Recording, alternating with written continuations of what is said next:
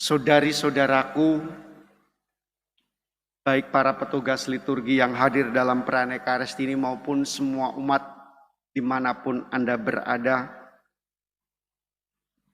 saya berharap sabda Tuhan sore ini menguatkan kita, karena kita sudah 1 tahun lebih mengalami masa pandemik dan kita benar-benar tercerai-berai. Bukan karena kita menginginkan, tetapi karena keadaan. Kita menjadi sulit berkumpul bersatu.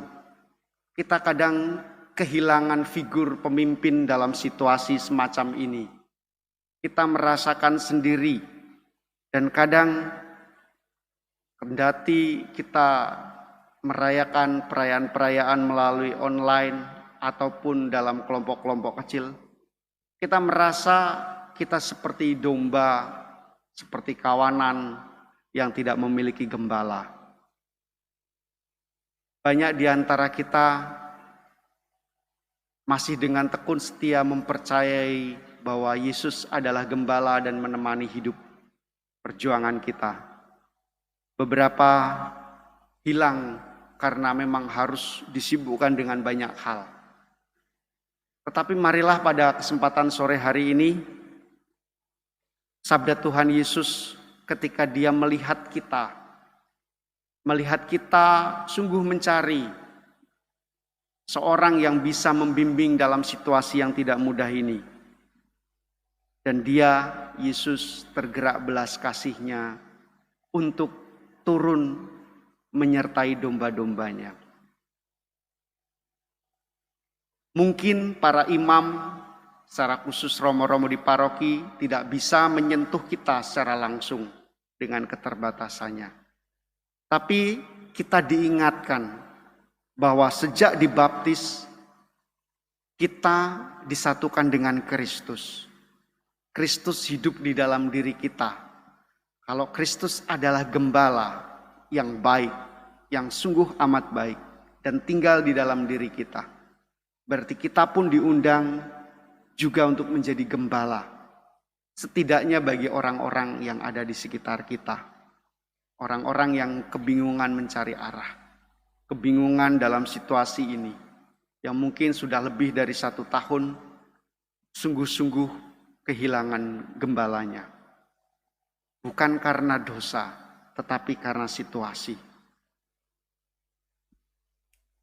Saya teringat saudara saya yang sekitar 2 minggu yang lalu baru saja mengalami situasi yang tidak mudah.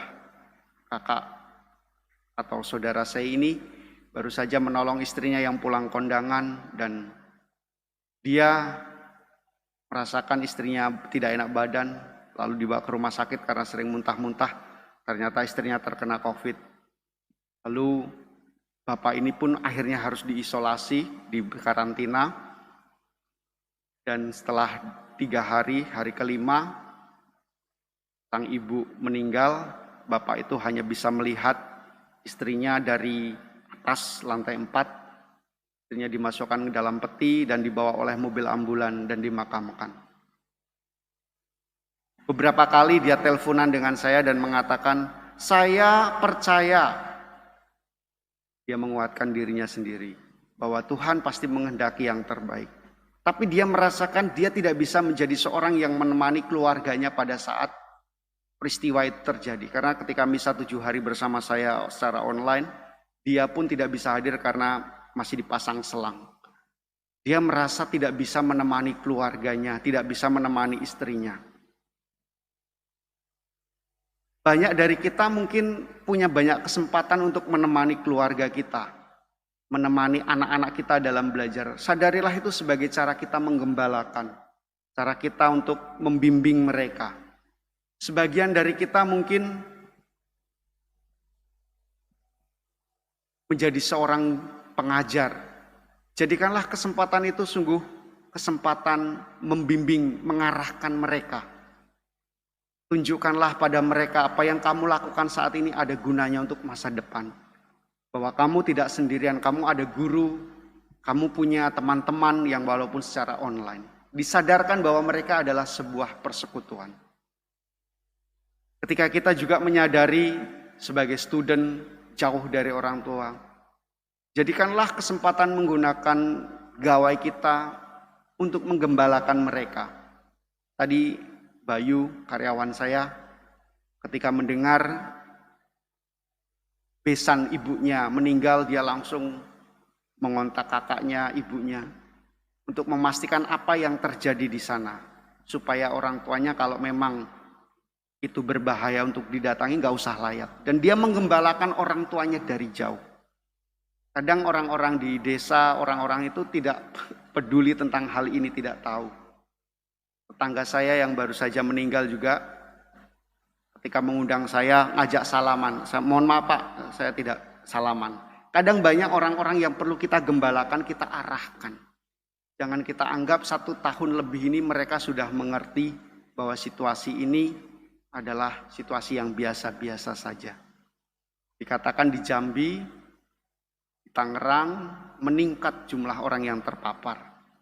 Maka mari kita menjadi gembala. Gembala yang menemani orang-orang di sekitar kita.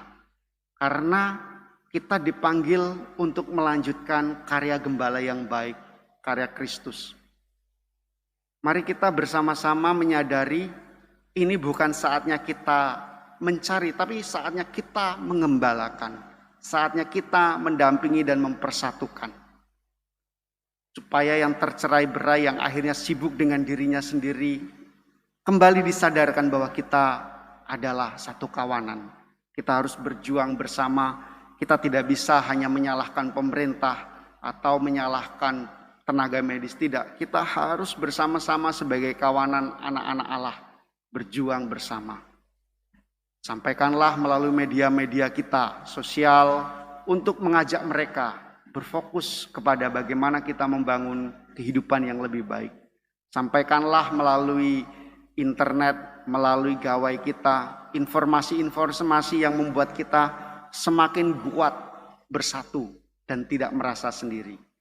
Pakailah waktu-waktu jam doa, malaikat Tuhan jam 12, jam 6 sore untuk mengingatkan yang lain. Supaya mereka juga, ayo kita bersatu dalam doa.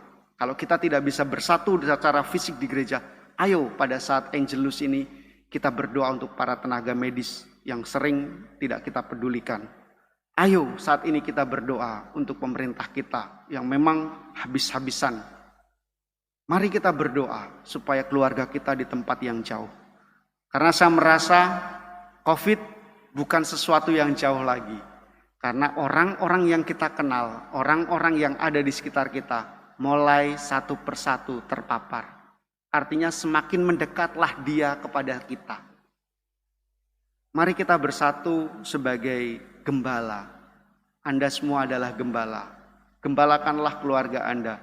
Gembalakanlah orang-orang yang Anda kenal. Gembalakanlah Anda, diri Anda sendiri. Semoga Tuhan menguatkan dan sungguh gembala yang baik menyertai perjuangan kita. Amin.